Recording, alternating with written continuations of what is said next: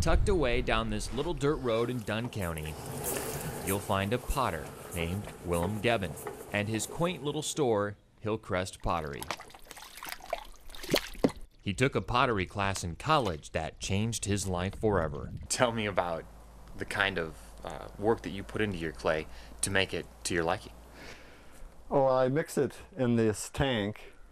I mix it with a hoe, and it comes in like 50-pound bags. So, and then I mix it with water, so I get it to the consistency that I wanted.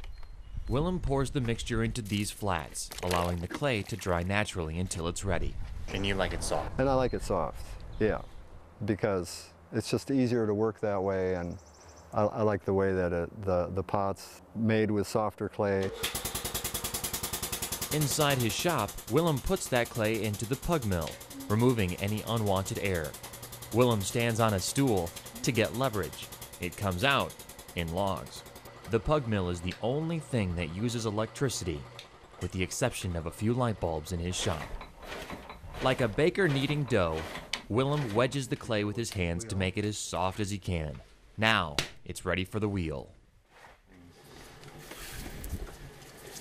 Willem calls this throwing. It's more like kicking. The pottery wheel spins, powered solely by the sole of his right foot.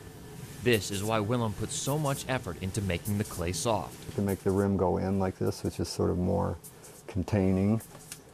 Or like this, I try to make it come out a little bit. Like I say, you know, I think some of the earliest pots are, I don't know, millennium.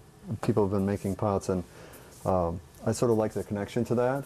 After a little drying, the pieces can be decorated by carving patterns or by using thin, watery clay as ink. Some pieces will also need a handle. Like sometimes I think the pots they're all related. They're more like brothers than identical clones. A coat of glaze made from the ash of his wood stove is the final step before the kiln. Willem waits until he has enough pieces to fill his 2 kilns before firing. It takes up to 20 hours, up to 2,350 degrees. The wood comes from local scrap yards. After firing, water is unable to enter the clay and will last ages unless it's broken. Occasionally people will ask me if they can use these, which, you know, suggests that we're sort of out of touch with handmade things. I asked Willem if he considered what he did art. He said, that's for someone else to decide.